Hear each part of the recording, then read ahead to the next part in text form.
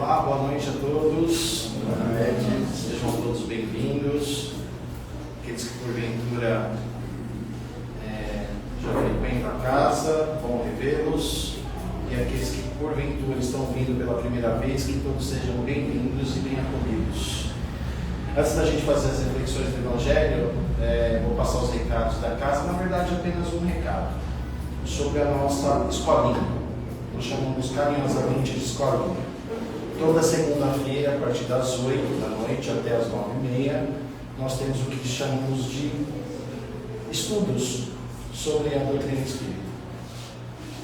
Então, esses estudos são divididos em 3 anos, apostilados, né? Então, a gente tem um norte dos assuntos a serem refletidos e ainda está aberto para aquelas pessoas que têm interesse, têm a disponibilidade de estar aqui, e fica o convite para todos. A gente fala escolinha mais para o intuito das pessoas entenderem, mas não é bem uma escola. A intenção desses encontros de segunda-feira é refletir sobre a doutrina, se aprofundar um pouco mais nos ensinamentos de Jesus, nos ensinamentos dos Espíritos. Eu costumo dizer que não é bem uma aula, né? É uma mistura de tudo. Troca de ideias, reflexões, um pouco de terapia de grupo. A gente faz uma coisa muito gostosa, né? Eu sou suspeito para falar que eu já estou aqui há 10 anos nessas segundas-feiras, né? E fica o convite para todos, tá? Nós iniciamos os encontros no começo de fevereiro, mas como eu disse, dividimos cronologicamente em 3 anos apenas para organizar as temáticas. Não existe necessariamente, olha, eu vou entrar atrasado, eu perdi a aula, eu deixei de aprender, porque nós sabemos que o aprendizado é constante, né? Ele não se iniciou aqui, não vai terminar aqui. Tá certo?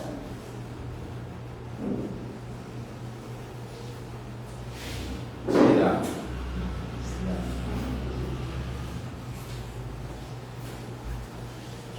Vamos então nesse momento levar o nosso pensamento a Deus, nosso Pai, a Jesus, o nosso Mestre, buscando esquecer as tribulações do nosso dia a dia, os nossos problemas, dedicando esse momento, essa oportunidade, para refletirmos sobre as palavras do Mestre Jesus, para cuidarmos da nossa mente, do nosso corpo, para buscar sanar as nossas dúvidas, agradecendo a oportunidade de estarmos aqui nesta casa mais uma vez, e assim gratos, mais uma vez elevamos o pensamento a Jesus e fazemos a sua prece como forma de agradecimento, dizendo: Pai nosso que estás nos céus, santificado seja o vosso nome. Venha a nós o vosso reino, seja feita a vossa vontade, assim na terra como nos céus. O pão nosso de cada dia dá-nos hoje, perdoa as nossas dívidas, na medida que aprendemos a perdoar os nossos devedores. Não nos deixes cair em tentações da vida, livra-nos de todo mal. Que assim seja, graças a Deus e a Jesus. Muito bem. Hoje nós vamos fazer uma reflexão do Evangelho segundo o Espiritismo, do capítulo 5, cujo título é Bem-aventurados os aflitos. Nós vamos refletir nesse capítulo o item 24. O item 24 é uma orientação dos Espíritos, cujo título é A Verdadeira Infelicidade. É uma psicografia, meu francês não é muito bom, mas eu entendo que seja Delphine de Girardin. É uma psicografia feita em Paris no ano de 1861.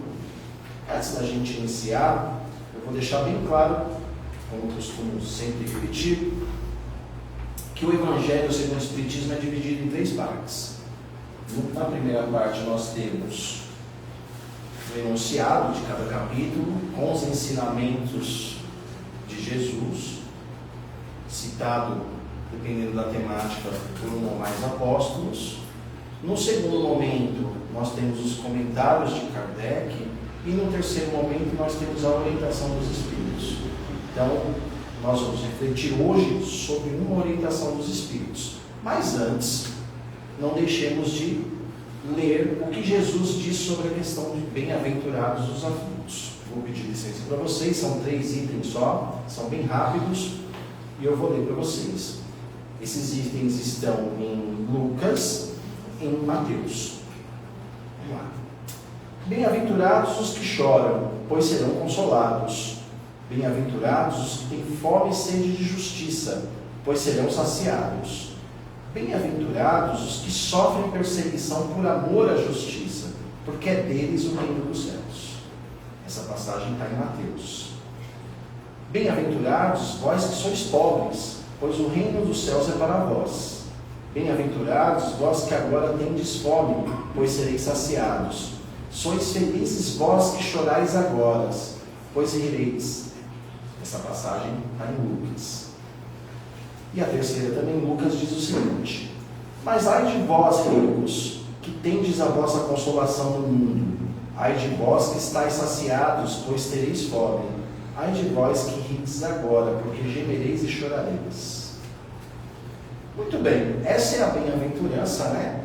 Citada por esses 3 apóstolos, falando sobre a questão de aflição. E o que a gente entende por aflição? O que significa necessariamente a palavra aflição? No dicionário Aurélio, a gente entende a aflição como uma angústia, uma preocupação, uma sensação que temos perante alguma dificuldade, que tem origem por alguma dificuldade. Esse é o sentido formal da palavra aflição. Nós espíritas também entendemos aflição nesse sentido. Porém, nós entendemos também que não há uma aflição cuja causa não seja justa. Como assim? Então quer dizer que sofrer é questão de justiça, ser justo, o sofrimento da aflição? Ninguém gosta de passar por uma aflição. Mas nós espíritas entendemos que a aflição tem uma causa justa. E cabe a nós buscarmos o autoconhecimento e o conhecimento das leis divinas para que possamos entender a causa de cada aflição. Por que eu falo que a aflição é uma causa justa? Porque se a aflição existisse sem uma causa justa, logo Deus também não seria justo. Ele seria um Deus punitivo. E obviamente toda a sua justiça não seria justa e cairia por terra. Então, entendemos que toda aflição tem um porquê de ser. Afinal de contas, nada existe por acaso. Então, nesse sentido, entendendo o que é aflição, nós vamos entender agora o que significa o texto que está na orientação dos Espíritos por Girardin. Verdadeira infelicidade. Eu vou usar a mesma lógica para entender esse texto. Porque da mesma forma que não existe uma aflição sem uma causa justa, caso contrário, Deus seria injusto, se há uma verdadeira infelicidade, é porque existe uma falsa infelicidade. Como nos diz na filosofia, toda tese já nasce com uma antítese. Então, obviamente, se há uma verdadeira e uma falsa infelicidade, é porque existe uma verdadeira infelicidade e vice-versa. Então, para a gente refletir sobre infelicidade, também temos que recorrer ao nosso amigo Aurélio. O que é felicidade? Porque eu sei que a infelicidade é o inverso ou a negação da felicidade. Mas o que significa felicidade? O estado de ser feliz, segundo o dicionário. Mas como eu disse que nós vamos nos aprofundar, eu vou recorrer aos espíritos. Todos conhecem o livro dos espíritos? Então vamos lá. O livro dos espíritos é feito por 1098 perguntas, dividido em 4 partes, ou em 4 livros. E no 4º livro, logo no primeiro capítulo, eu tenho um capítulo chamado Penalidades e Prazeres Terrenos, Felicidade e Infelicidade Relativas. E ele começa o capítulo com algumas questões, e eu vou refletir com vocês só as 3 primeiras, para a gente entender o que é felicidade e infelicidade. Então Kardec pergunta para os espíritos o seguinte, na pergunta 920: o homem pode desfrutar na Terra de uma felicidade completa? Olha a pergunta. O homem pode desfrutar na Terra de uma felicidade completa? A resposta dos espíritos é muito simples: não. Uma vez que a vida lhe foi dada como prova ou expiação, mas depende dele amenizar esses males e ser tão feliz quanto se pode ser na Terra. Então já cai por terra, né? Quem vende curso de felicidade, acabou. Nós não podemos ter uma felicidade plena na Terra. Está muito claro.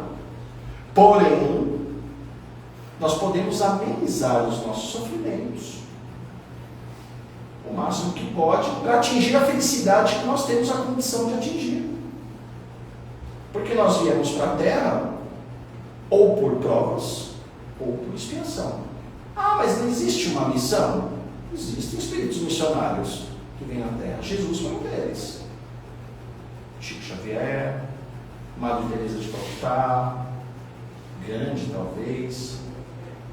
Mas eu acredito que, fora alguns que contemos nos dedos, os outros bilhões de espíritos que estão na Terra vêm por própria expiação. Raramente se vem por missão. A gente pode ter uma missão própria, nossa, né? Eu vim na Terra para melhorar isso. É uma missão individual, mas uma missão de salvar a humanidade, ou ser um ícone da humanidade, um baluarte, é muito pouco provável, né? Que nós tenhamos essa condição. Ou melhor, a nossa vida já mostra que nós não temos. Vamos lá para a pergunta 921. Voltando ao nosso tema de felicidade. Concebe-se que o homem será feliz na Terra quando a humanidade estiver transformada. Olha que interessante. Pensa-se que o homem vai ser feliz na Terra quando a humanidade toda mudar. Mas enquanto isso, cada um pode garantir para si uma felicidade relativa? Ou seja, independente do mundo estar um caos, eu posso, para mim, garantir uma felicidade relativa? E olha a resposta dos espíritos. O homem é quase sempre o agente de sua própria infelicidade. Ao praticar a lei de Deus, se pouparia dos males e desfrutaria de uma felicidade tão grande quanto comporta sua existência grosseira. A pergunta foi muito simples. Olha, eu posso ser feliz? Eu dependo de mim para ser feliz, independente da felicidade coletiva, da humanidade se transformar e virar um mundo feliz? Posso. Afinal de contas, a infelicidade geralmente é causada por nós mesmos. Nós somos os agentes da nossa infelicidade. E por quê? Porque nós transgredimos as leis divinas. Nós não praticamos o bem. ou negamos o bem. Então, a felicidade e a infelicidade depende das nossas próprias escolhas, dos nossos próprios hábitos, das nossas próprias ações. Eu vou, como a pergunta tem um complemento, eu vou pular para não ficar muito extenso e vou direto para 1922, que é a última pergunta que nós vamos refletir. Olha que interessante. A felicidade terrena é relativa à posição de cada um. O que basta a felicidade de um faz a infelicidade do outro. Ou seja, a felicidade é relativa a cada um tem um conceito de felicidade. Às vezes o que para mim é algo infeliz, para outro seria felicidade. Existe, entretanto, uma medida de felicidade comum a todos os homens? Ou seja, uma coisa que eu posso falar assim, olha, todo homem é feliz quando tem isso? A resposta dos Espíritos é muito clara. Para a vida material, a felicidade é a posse do necessário. Para a vida moral, é a pureza da consciência, ou seja, a consciência tranquila e a fé no futuro. Então, nessa pergunta 922, ele diz o seguinte, olha, a felicidade que todo mundo pode ter em comum na vida material é a posse do necessário, ou seja, conseguirmos nos manter materialmente na Terra. Pense, o que é conseguir se manter materialmente na Terra? É ter um carro de milhões? Não. É eu suprir as necessidades materiais do meu corpo físico. Me alimentar, me proteger das intempéries da natureza. Então, quando ele fala a posse do necessário, é assim, olha, você vai viver, materialmente falando, você vai garantir a sobrevivência do seu corpo dentro das necessidades fisiológicas que você tem. Afinal de contas, todo o nosso trabalho no mundo é em torno disso. Já pararam para pensar? Que toda atividade humana preza o bem-estar e o conforto do nosso corpo físico, do que é material. É produzir remédio, é produzir cama para a gente dormir melhor, é produzir casa para a gente se proteger da intempérie, é criar uma diversidade de alimentos com determinadas vitaminas capazes de fazer o nosso corpo sobreviver por mais tempo. Ou há 200 anos atrás as pessoas chegavam aos 60 anos. Era muito pouca a quantidade de pessoas que chegavam nessa idade. Dependendo do lugar do mundo, chegar aos 50 já é uma longevidade muito boa. Tem países que a expectativa de vida ainda gira em torno dos 46 anos. Eu estaria morto nesse país. Por quê? Porque esse país não atende materialmente a sua população. Então, logo, ter a posse do necessário é a felicidade que todos nós podemos ter do ponto de vista material. E do ponto de vista moral, é a consciência tranquila, a pureza da consciência. É a fé no futuro. É acreditar em algo além daquilo que é imediato a nós. Certo? Com a resposta desses espíritos, a gente pode refletir o seguinte: a verdadeira infelicidade é toda a consequência que ocorre conosco quando nós não praticamos o bem. Ou seja, quando nós não cumprimos as leis divinas. Tanto nessa existência, como nas existências anteriores. Porque se nós praticamos as leis divinas, se nós escolhemos com o nosso livre-arbítrio o caminho do bem, obviamente, nós vamos alcançar uma felicidade dentro do merecimento na condição espiritual em que nós estamos.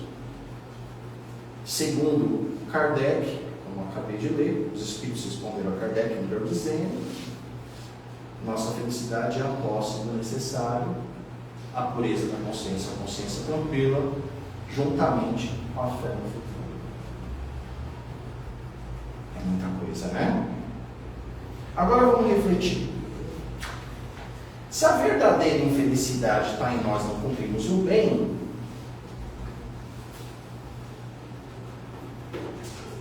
a alegria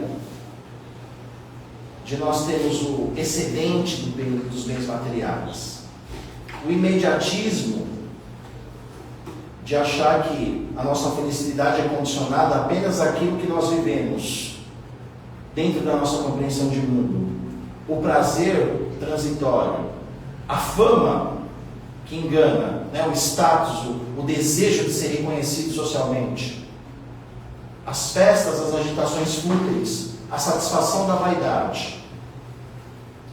Não é uma felicidade falsa? Se eu pensar numa vida futura. Agora vamos para uma outra condição. A pessoa que vive na miséria, que tem grandes percas na vida, seja material ou de pessoas queridas, angústia de uma traição, as humilhações, não é uma infelicidade falsa? Como assim? Humilhação é uma infelicidade falsa? Por que eu estou dizendo isso? Porque para a gente julgar algo, para a gente julgar as consequências de algo, melhor, julgar as causas de algo, eu preciso entender primeiro as consequências. Aquelas pessoas que vivem de falsas felicidades, ou felicidades momentâneas, transitórias, aquela felicidade imediatista dos bens da terra, elas vão ser felizes quando desencarnarem? Quando elas passarem a experiência terrena? Porque uma coisa é certa, todos nós vamos passar a experiência terrena, ninguém vai ficar aqui. Aquelas pessoas que traduzem a felicidade por meio do imediatismo das sensações que elas vivem na Terra, ao desencarnar, elas vão ser felizes? Isso aqui não. Porque tudo aquilo que traz felicidade para ela, do ponto de vista material, vai deixar de existir. Ou será que eu consigo transferir o carro para me usar lá no plano espiritual? A mansão, a fama. É só ver no nosso lar, né? O André Luiz chega lá, um médico bem reconhecido, e as enfermeiras vão, coitado, títulos da terra. Bom, ele nem chega lá, né? Primeiro ele vai passear uns bons anos lá no inferninho, né? No umbral. Cadê os títulos dele de doutor? Cadê os bens materiais que ele tinha lá no Rio de Janeiro? Cadê a esposa e a família dele? O que acontece? Quem leu o livro, assistiu o filme, sabe o que aconteceu depois, né? Nada é nosso. Então eu posso dizer que pessoas que vivem do imediatismo vivem uma falsa infelicidade. Da mesma forma que eu posso dizer o inverso.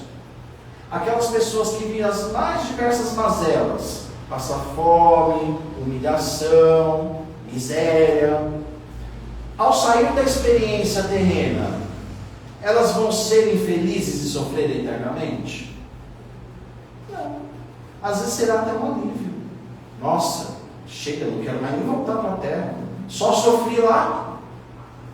Quem vai sofrer mais? Aquele que teve apego e viveu uma ilusão? Ou aquele que passou as mais diversas mazelas e teve resignação? Então, para a gente saber o que é realmente feliz e infeliz, a gente precisa se transportar para além dessa vida. Pois é além dessa vida que as consequências das nossas ações vão se fazer sentir. Vou dar um exemplo. Uma pessoa que não tem fé no futuro, que não entende que existe uma origem para todas as coisas, uma inteligência suprema e causa primária de todas as coisas, que é a definição de Deus, na primeira pergunta do Livro dos Espíritos. Uma pessoa que vive só no imediato, que não vê nada, não enxerga nada além do seu bel prazer, das necessidades materiais, do enriquecimento, da mania de poder. da sana de oprimir, essa pessoa vai ter o quê? Da mesma forma, aquela pessoa que sofre demais, mas que ela tem resignação. O que é resignação? Resignação é você ter a compreensão de que o seu sofrimento tem um porquê de ser.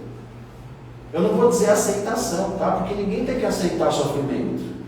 Mas você tem que entender que aquela dificuldade não é por acaso. É fazer aquela pergunta: por que eu estou passando por aquilo? Ou tem uma outra pergunta: o que aquilo quer me ensinar? E é muito interessante porque quando nós passamos pelos mais diversos tipos de aflições, passa-se uns anos, depois você fala: nossa, como aquilo me deixou mais forte, ou como aquilo não faz mais sentido. Nossa, por que eu sofri com uma coisa tão idiota? Ou quando você perde alguma coisa, você fala: nossa, eu perdi, mas eu ganhei tanto depois. Ou seja, ter resignação é você entender que aquela situação, ela é passageira. Então eu preciso ter resignação e fé no futuro. Por que fé no futuro? Porque eu sei que tudo isso daqui é transitório, que nada é meu. O carro não é meu, o carro vai apodrecer, a casa não é minha, o filho não é meu, o pai não é meu. Imagina a gente pensar no futuro, pensar na reencarnação, é chegar lá no plano espiritual: eu estou louco para ver meu pai. Qual pai? De qual existência? Dessa última ou de 3 existências atrás? Será que o pai foi o mesmo? Ou será que o pai foi meu filho? Entende? Quando a gente tem esse desapego de que nada é nosso. Então, quando Jesus nos chama a atenção sobre bem-aventurados são os aflitos, ou seja, felizes, abençoados, agraciados são os aflitos, significa que aquele que possui resignação e aquele que possui fé no futuro e na providência divina serão o quê? Segundo ele, consolados, serão o quê? Saciados, e obviamente não terão o sofrimento que os aflige no imediatismo que é a nossa vida terrena. Resignação e confiança em Deus, na providência divina, são virtudes que nós temos que aprender a conquistar. E quando a gente adquire essas virtudes, ela neutraliza todas as aflições. Sabe aquelas pessoas idosas que já viveram tudo na vida, que elas chegam: isso passa. Elas até riem da cara da gente, né? Quando a gente passa uma aflição: coitado, já viu isso? Você não sabe de nada. Isso daí. Você está nervoso por causa disso? O quê? Daqui a uns 6 meses a gente conversa. E não passa? Então como é que a gente evita essas aflições? Fazendo escolhas para o bem.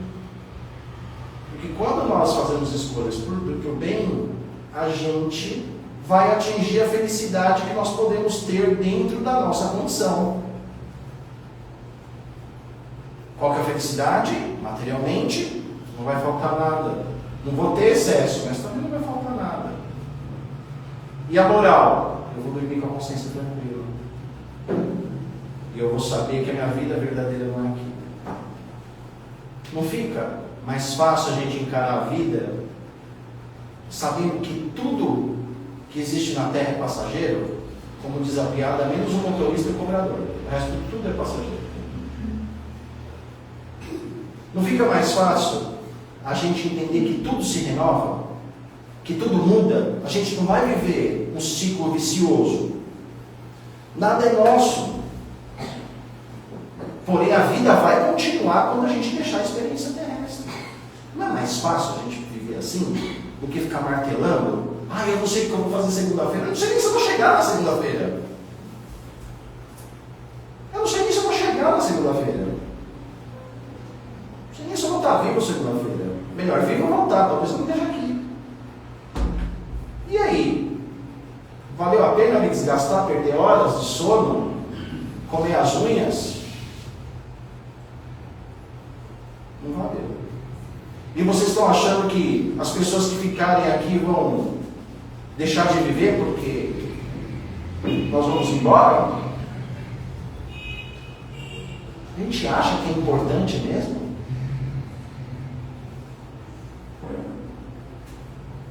Você acha que você saindo da terra, o mundo vai acabar? As pessoas que estão do seu lado vão deixar de viver porque você foi embora?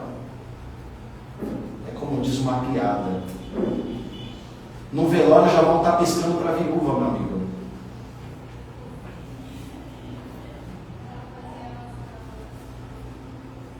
Antes da missa do sétimo dia já vão estar discutindo o que vão fazer com o que você deixou. Depois de um ano, nem vão mais visitar você no cemitério.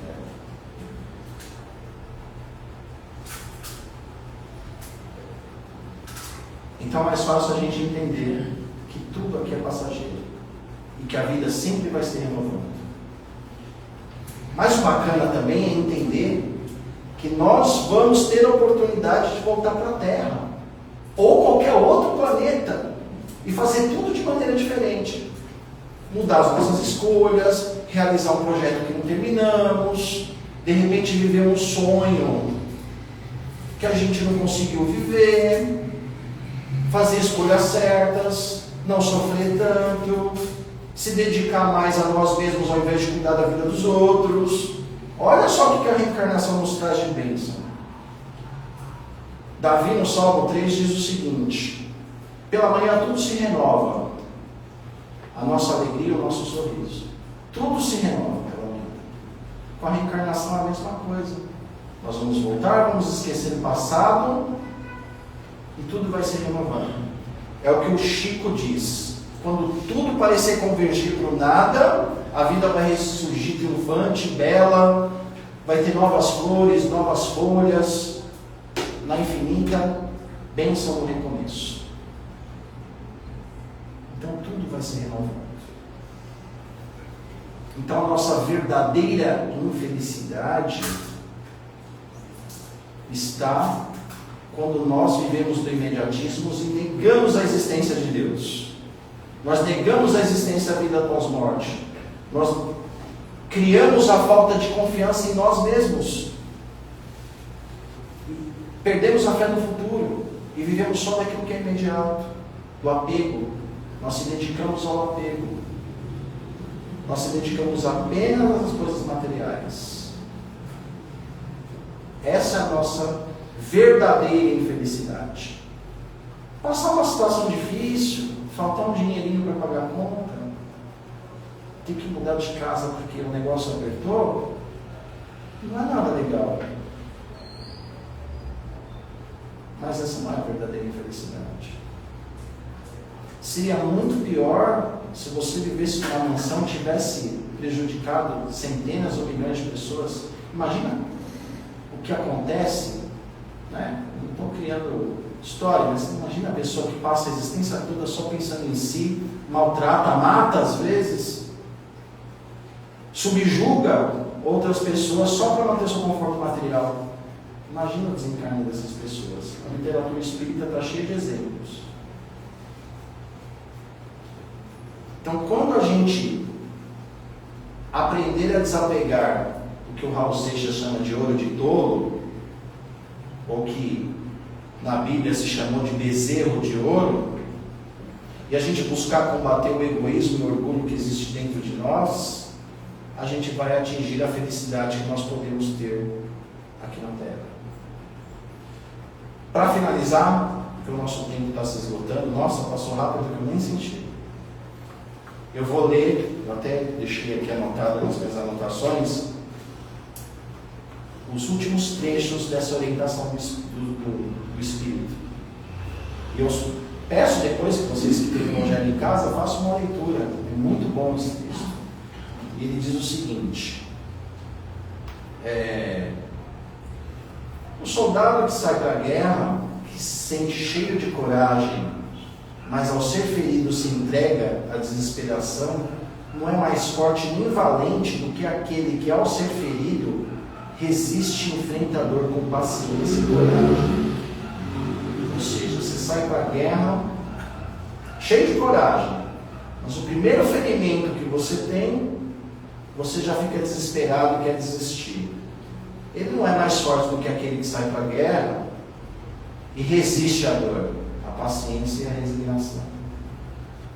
O verdadeiro valor não está na força física, mas na resistência moral. Se ao ser ferido o soldado se desespera e se entrega, é porque não compreendeu o verdadeiro sentido da luta.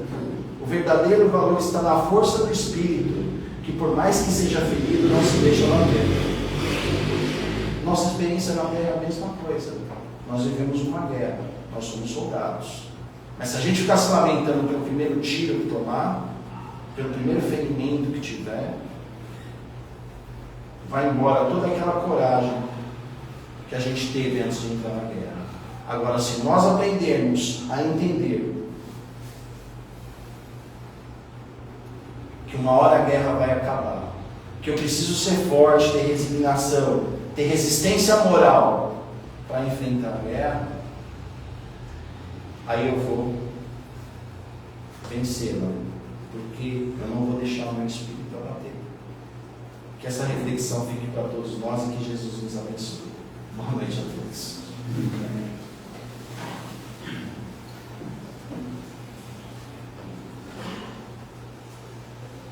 Vamos então nesse momento agradecer a Deus, a Jesus, pela oportunidade de estarmos aqui reunidos nesta casa, refletindo sobre os ensinamentos do nosso mestre querido, sobre as palavras desse Espírito amigo, que nos agracia com seu texto,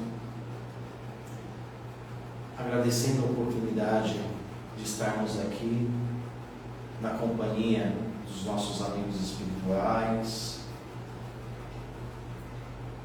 se desprendendo por esses instantes para as nossas reflexões, para as nossas dúvidas, para a compreensão de nossas angústias e aflições.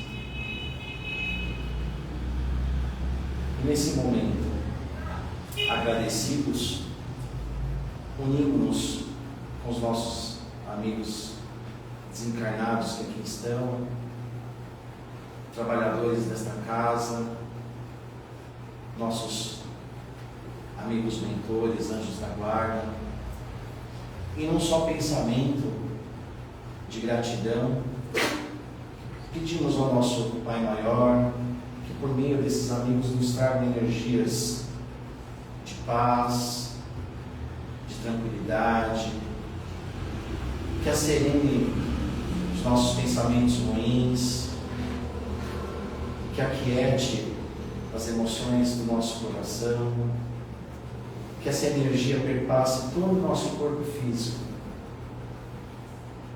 cada célula de nosso corpo, e que nós veremos um mundo de luz, e que essa luz em pensamento se reflita em nossos lares, perpassando por cada cômodo, por cada pessoa que ali estiver, por cada animal de estimação que também ali esteja, que limpe a psicosfera do nosso lar, as energias negativas que nós infelizmente ainda criamos pelos nossos pensamentos. E se porventura tiver algum irmão desencarnado que não tenha propósito do bem, que essa luz dos nossos amigos espirituais que lá estão possam trazê-lo de acordo com a sua necessidade, com o seu merecimento para o tratamento necessário. Que o nosso lar também vire um ponto de luz, que essa luz se espalhe na casa dos nossos familiares, dos nossos amigos, daquela pessoa que vem em nosso pensamento e que tem essa necessidade de receber essa energia, nos nossos locais de trabalho, onde ganhamos o pão do nosso dia a dia, a todos os nossos companheiros de trabalho que partilham conosco a vivência do dia a dia, mesmo aqueles irmãos que nós ainda não aprendemos a compreender. Que essa energia também perpasse nos hospitais, aos moradores de rua, a todos aqueles irmãos que tenham necessidade de recebê-la, que cada um receba de acordo com sua necessidade e também seu merecimento. E assim, em pensamento, agora voltamos a esta casa, sentimos os nossos pés, as nossas mãos,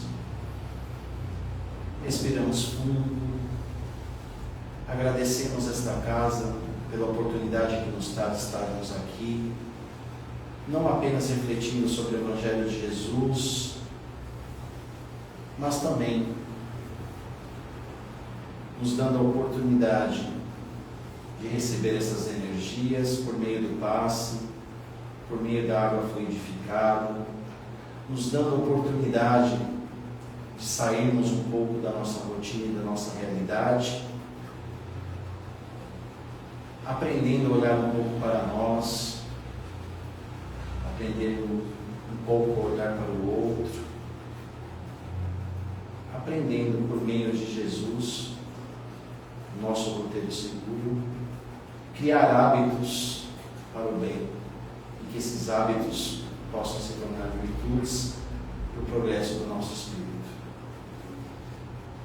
E assim, gratos, pedimos licença ao nosso Pai Maior, ao nosso Mestre Jesus, aos nossos amigos espirituais aqui presentes, para encerrarmos o Evangelho da noite dizendo: Pai nosso que estais no céu, santificado seja o vosso nome, venha a nós o vosso reino, seja feita a vossa vontade, assim na terra como nos céus.